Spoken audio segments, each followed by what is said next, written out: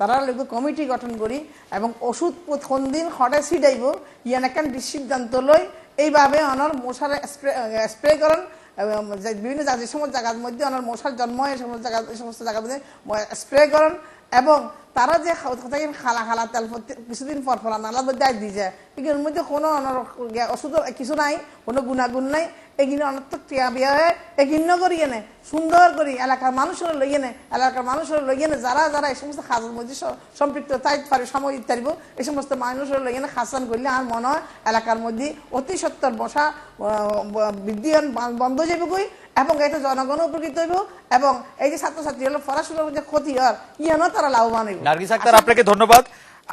আমরা অজিত দস্তিদার এবং doctor S K বললাম আপনাদেরও ধন্যবাদ আমাদের অনুষ্ঠানে আপনাদের মূল্যবান মতামত জন্য। জানাব মাহমুদুর রহমান মান্না, আমরা একটি প্রশ্ন নিয়ে এবং বেশিরভাগ দর্শকও একই প্রশ্ন করতে চাইছেন আপনার কাছে যে এর কোনো সমাধান আছে কিনা, আমরা কি করলে এটা সমাধান হতে পারে? আমরা অনেক সমস্যার কথা বললাম, মশা, সিটি কর্পোরেশন এবং নাগরিক সবকিছু মিলিয়ে আমরা শুধু সমস্যার কথা বলি, একটু সমাধান জানতে চাইছেন সবাই। সমাধান তো নিশ্চয়ই আছে, যদি মানে ধরেন আলাদা করে মশা বলেন এটা তো খুব বড় সমস্যা না, কারণ সমাধানের কথাই যে আপনি 3 জায়গা থেকে মতামত দিলেন, আমি মনে করি এর মধ্যেই সমাধান আছে। একটা বিষয় হতে পারে যেটা আবু আলম মোহাম্মদ শহীদ খান কয়েকবারই বললেন, আমার অবশ্য মনে নেই ছোটবেলায় যে ওষুধ ছিটাতে দেখেছি আমি ওটা ডিডিটি কে, আমি ডিডিটি মনে করি সাদা ওষুধ যেটা পাউডারের মতো ছড়িয়ে দেয়, কিন্তু ওটার কথা বলি যেটা স্প্রে করে ড্রেনে টেনে দেয়, এগুলোর কথা বলেছে। মশা মরতো, এতে পরিবেশের যদি ক্ষতি হয় তাহলে নিশ্চয়ই আমরা এটা ব্যাপারে গবেষণা করতে পারি। আমি জানি না বাজারে যতগুলো ওষুধ আছে যেগুলো আমরা ব্যবহার করি, পাওয়া যায়, কিনে কিনে ব্যবহার করি, যে বললো একজন একটা কি বলে খুলনাতেই 50 লাখ টাকা বিক্রি হচ্ছে, এগুলো আমরা পরীক্ষা করে দেখি যেটা কতখানি কার্যকর। আমরা নিশ্চয়ই প্রাইভেটলি এগুলো ইউজ করবার জন্য সবাইকে উৎসাহ দিতে পারি, আর সিটি কর্পোরেশনের মাধ্যমে বা পৌরসভাগুলোর মধ্যে দিয়ে ব্যাপকভাবে এবং গ্রামে গ্রামে আমি বলি যে ব্যাপকভাবে এই জিনিসগুলো এই ওষুধ ছিটানো থেকে ব্রিডিং গ্রাউন্ড থেকে ধ্বংস করার এই কাজটা করতে পারি। সেই জায়গাতে নাগরিকদের উদ্যোগের ব্যাপারে একটা কথা যেটা তারা বলেছেন, এটা কিন্তু আমি বুঝতে পারিনি কেন তারা এই বিষয়টা ভুল করলেন। আগে আমরা করতাম, ধরেন গ্রামে গ্রামে কচুরিপানা সাফ করবার কাজ করতাম, পুকুর নর্দমা ডোবা যেগুলো আছে সেগুলো পরিষ্কার রাখবার চেষ্টা করতাম, যদিও সাম্প্রতিককালে এরকম আছে যে পরিষ্কার পানিতে আবার এডিস মশা ডিম পাড়ে বেশি, ওটারও একটা মানে ব্যবস্থা নিশ্চয়ই করা যায়। এরকম একটা সার্বিক কার্যক্রম নিয়ে আমি মনে করি মশার ব্যাপারটা নিশ্চিতভাবেই ধ্বংস করা সম্ভব। আর যেটা বললেন যে সিটি কর্পোরেশনকে দায়িত্বশীল করা, এই ব্যাপারে আমি খুব নিশ্চিত নই, কারণ হচ্ছে যখন আবু আলম মোহাম্মদ শহীদ খান যখন বলছেন যে না যে ম্যানুয়াল আছে তাতে ঢাকা সিটি কর্পোরেশন বা অন্যান্য সিটি কর্পোরেশনগুলো যথেষ্ট স্বাধীনভাবে কাজ করতে পারে, আমি সে কথা একদম উড়িয়ে দিচ্ছি না। যে আমি চট্টগ্রামে মেয়র মহিউদ্দিন সাহেব যখন ছিলেন তখন তার যে বিশ্ববিদ্যালয় প্রতিষ্ঠা সহ অন্যান্য কার্যক্রম আমি দেখেছি, এটার ভেতরে করা যায় কিছু কিছু, এটা আমি মনে করছি, কিন্তু পরিপূর্ণভাবে যে তাদেরকে অধিকার দেওয়া হচ্ছে আমি তা মনে করি না। তবে নিশ্চিতভাবে সেই অধিকার দেওয়া উচিত যাতে এটা ইন্ডিপেন্ডেন্ট কাজ করতে পারে। আপনি যত বিকেন্দ্রীকরণ করবেন তত কেন্দ্রের লাঘব হবে। তো বোঝাটা আমাদের দেশের এটা একটা সমস্যা আছে যে কেন্দ্রীয় সরকার এই বোঝা লাঘব করবার বদলে মনে করেন যে ক্ষমতাটা বোধহয় নিজের হাতে রাখলে ভালো, এই অ্যাটিচিউডটা বদলানো দরকার। তাদের হাতে দেন, তারা ট্যাক্স বেশি নেবে না কম নেবে সেটা ঠিক করবে, ইনকাম কিরকম করে করবে, চালাবে কিরকম করে, সেইভাবে যদি প্রতিনিধি ভিত্তিক করা যায়, যেরকম বাইরে বরোজ আছে, আমাদের এখানে আমরা জোন বলছি, আমি ঢাকা মহানগরের কথা দেখেছি যে জোন বলি বা ধরেন যেগুলোকে আমরা বলি ওয়ার্ড বলি, এই ওয়ার্ডগুলো কিন্তু একটা ইউনিট হিসেবে কাজ করতে পারে, যেখানে আরো সার্ভিস আপনি ডাইরেক্টলি দিতে পারেন। সিটি কর্পোরেশন নিজেও এরকম ডিসেন্ট্রালাইজেশনের মধ্যে যেতে পারে, বেশি গণতন্ত্রায়ন হতে পারে, তাতে দায়িত্ববোধ বেশি হবে এবং জবাবদিহিতা বাড়বে। এবং জনগণের সঙ্গে মানে এরকম ছোট ছোট গভর্নমেন্ট হয়ে গেলে হয় কি, নাগরিকের সঙ্গে ইন্টারাকশন বা মিথস্ক্রিয়া প্রতিক্রিয়া এগুলো আরো বেশি হতে পারে, যাতে আপনি সরাসরি কার্যক্রমের মধ্যে যেতে পারেন। আমি ব্যক্তিগতভাবে মনে করি যে মানুষ যে ট্যাক্স দিতে চায় না বলাই কথা ভুল।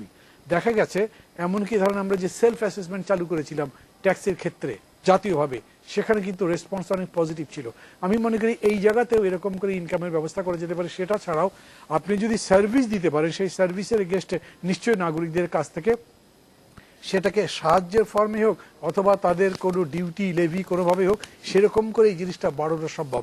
কিন্তু শর্ত হচ্ছে সেই রকম নির্বাচিত পরিষদ আসতে হবে, কর্পোরেশনের হাতে দায়িত্ব থাকতে হবে যারা এই কাজগুলো করতে পারেন। আমি মনে করি যে এই রকম একটা উদ্যোগ নিলে নিশ্চয়ই এখানে সমাধান করা সম্ভব।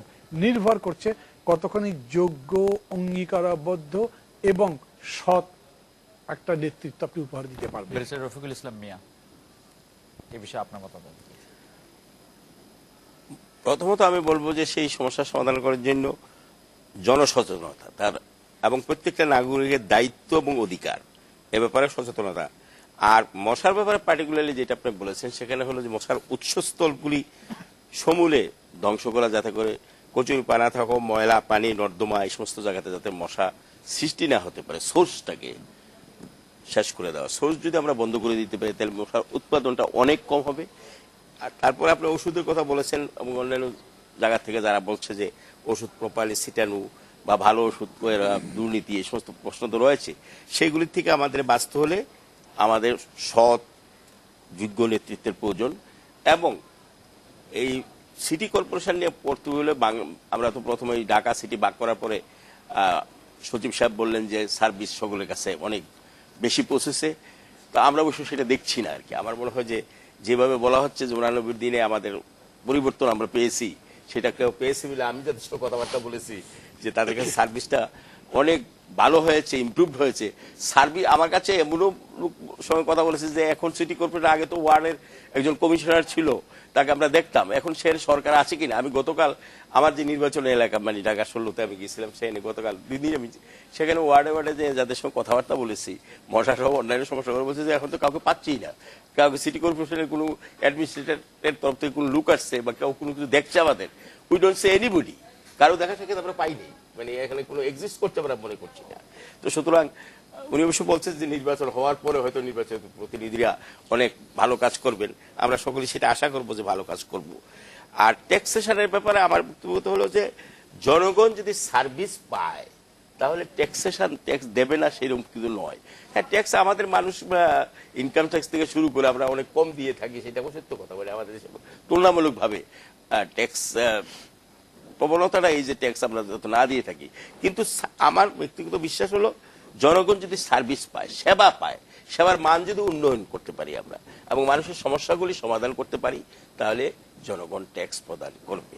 এবং মিউনিসিপ্যালিটি বলেন বা সিটি কর্পোরেশন বলেন, আর ঢাকা সম্পর্কে সিটি গভর্নমেন্ট, এগুলি তো আমাদের চিন্তা করার নিশ্চয়ই প্রয়োজনীয়তা রয়েছে। এত বড় শহর হয়েছে, তার প্রপার ম্যানেজমেন্টের জন্য আইন অ্যামেন্ডমেন্টের দরকার, ক্ষমতার ভারসাম্য রক্ষা করা দরকার, ক্ষমতা বিকেন্দ্রীকরণ দরকার, এবং সকল নাগরিক যাতে সুবিধা পায় সেদিকে লক্ষ্য করে আমাদের সামনের দিকে এগোতে হবে। তার সাথে সবচেয়ে বড় প্রয়োজন হলো যে এই কাজগুলি করার জন্য প্রত্যেক মানুষের দেশপ্রেম থাকতে হবে, বেসিক জিনিস। যে দেশকে ভালোবাসলে, দেশের জনগণকে ভালোবাসলে, জনগণের সমস্যাগুলি সমাধান করার জন্য অনুপ্রাণিত হলে, ইচ্ছা থাকলে, ডিজায়ার থাকলে, এবং জনগণের সঙ্গে তাদের সুখ দুঃখ শেয়ার করা, ভাগ করার মতো যদি আমরা মনে করি সেই দিকে আমরা যাই, তাইলে সেটা সম্ভব। তো এই ক্ষেত্রে আপনি মনে হয় মশার ব্যাপারে আরেকটি কথা মনে আমরা বললেন যে এই ঢাকা শহরে এখন কত লোক বস্তিতে বসবাস করে। আমরা অনেক সময় বলি যে 50 লাখ লোক, 60 লাখ লোক। তো আমরা ওই 17 তলা 20 তলা বিল্ডিং এর, মান্না সাহেব বলছেন 20 তলা বিল্ডিং এর মশার কথা ভাবছি, কিন্তু ওই বস্তিবাসীদের মশার কথা কিন্তু আপনার আলোচনায় ধরা পড়ে নাই। আমি কিছু কিছু সময় যাই না, আলোচনায় ধরা পড়ে নাই, কিন্তু আমরা আসলে এটা ভরা মানে ভয়াবহ অবস্থার মধ্যে, এবং এই ভয়াবহ অবস্থায় যে সমস্ত লোকগুলি রয়েছে, আমরা তো ডেমোক্রেসির কথা বলি, তো ডেমোক্রেসি তো সেটা অংশ ডেমোক্রেসিতে। আর এই স্বাধীনতার কথা কত কোথায় তো বললাম, কিন্তু অর্থনৈতিক স্বাধীনতা মানুষকে যদি আমরা না দিতে পারি, আর সকল মানুষের সাধারণ নাগরিক সুবিধাগুলি যদি আমরা নিশ্চিত না করতে পারি, তারা তো মানুষ, তারা নাগরিক, তারা সেখানে যে বসবাস করে তাদের নাগরিক আমার মনে হয় আমি ওনাদের বক্তব্য শোনার পরে যেটা বলতে চাইবো যে আমরা চেষ্টা করব, আমি বুঝতে পারছি যে মশা একটা বিশাল সমস্যা, এবং আমি একজন সচিব হিসেবে এই দায়িত্ব থেকে তো নিজের গা ছাড়িয়ে নিতে পারি না। আমি আপনাদেরকে কথা দিতে পারি যে আগামী কিছুদিনের মধ্যে আমরা ঢাকায় ক্র্যাশ প্রোগ্রাম করব এবং এই মশা উৎপাদ থেকে আমরা নাগরিকদের অন্তত কিছুটা হলেও সুবিধা। অনেক সুন্দর কথা বলেন জনাব মাহমুদুর রহমান মান্না। আপনাদের দুইজনকেই ধন্যবাদ যে আমরা স্থানীয় সরকার সচিবকে বুঝাতে পেরেছি যে মশা একটি বড় সমস্যা। এই ছিল আজকের বাংলাদেশে অনুষ্ঠানে। আপনার মতামত বা প্রশ্ন পাঠাতে পারবেন ekb@independent24.tv এই ঠিকানায়। দেখা হবে আগামীকাল এই একই সময়। শুভরাত্রি।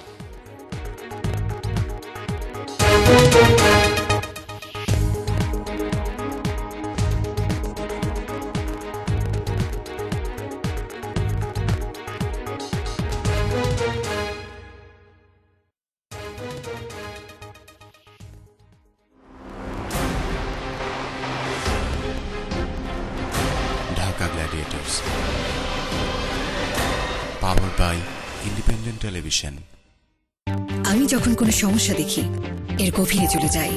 ড্যান্ড্রাফ, ড্রাই স্ক্যাল্প ও ইচের জন্য আপনাকেও যেতে হবে সমস্যার গভীরে। এলো নতুন ক্লিয়ার উইমেন নিউট্রিয়েন্ট 10 নিয়ে ভিটামিন ও মিনারেলের কমপ্লেক্স। স্ক্যাল্পের 3 স্তর গভীরে পৌঁছে দেয় বাড়তি নারিশমেন্ট। আর নয় ড্যান্ড্রাফ, ড্রাই স্ক্যাল্প ও itch. Total 3 scalp effects. No dandruff, no dry scalp, no itch. নতুন clear women total 3 scalp effects.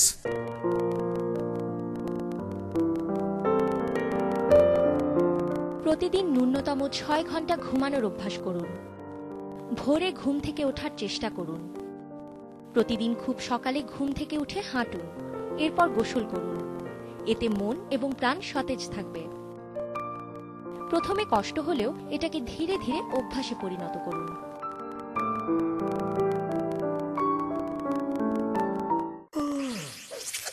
হঠাৎ একদিন টিকিট কোথায়? Excuse me? ক্লোজ আপ এর অ্যান্টিব্যাকটেরিয়াল মাউথওয়াশ দেয় সতেজ নিঃশ্বাস আর মাইক্রো হোয়াইটনেস দেয় ঝকমকে মজবুত দাঁত। আপনারও কি আছে close up confidence?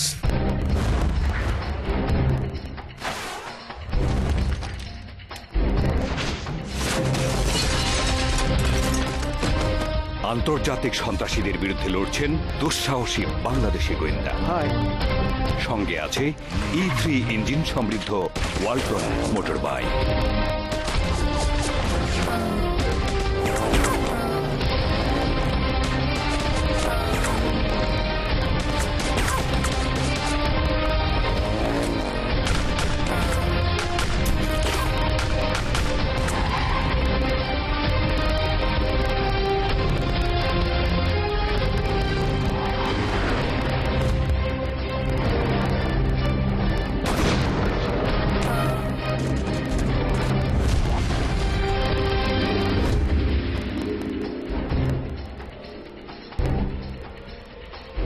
Walton, our future.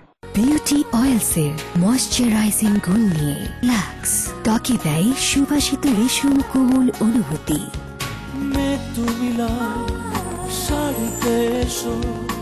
সবার চোখে অবাক মুগ্ধতা নিয়ে এলো বিউটি অয়েল সমৃদ্ধ লাক্স।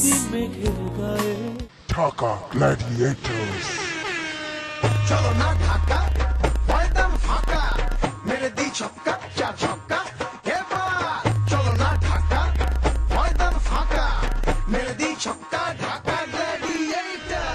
কিছু স্বপ্ন কিছু কথা, কিছু খেলা গ্ল্যাডিয়েটর। কিছু স্বপ্ন কিছু কথা, কিছু খেলা গ্ল্যাডিয়েটর। কিছু স্বপ্ন কিছু কথা,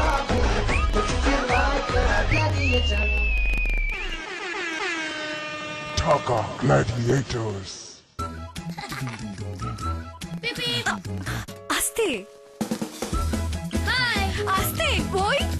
আরে আরে আস্তে বাবা। আস্তে শাওন, আস্তে, ভালো করে, না হলে জীবাণু থেকে যাবে। বাচ্চারা তো ফাস্ট হবে, তাই তাদের সাবানকেও তাদের মতো ফাস্ট হতে হবে। লাইফ বয় লিকুইড হ্যান্ড ওয়াশ দেয় 99.9% জীবাণু থেকে সুরক্ষা মাত্র 10 সেকেন্ডে। লাইফ বয় super fast hand wash.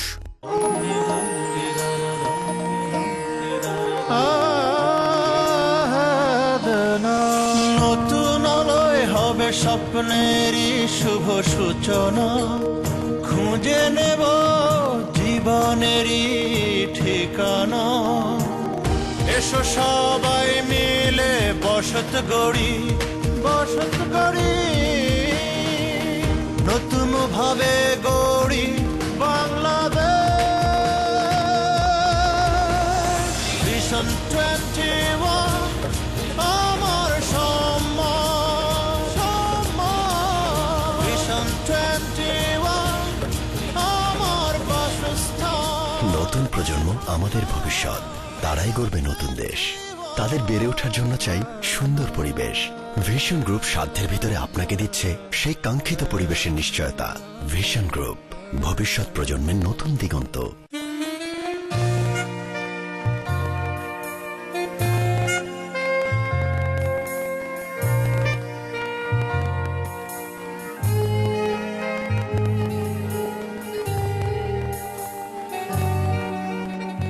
Fashion, style আর স্টাইল এক্সপার্টদের তীর্থ প্যারিস। তোমার হেয়ার এক্সপার্ট সানসিল্কের 200 ml বা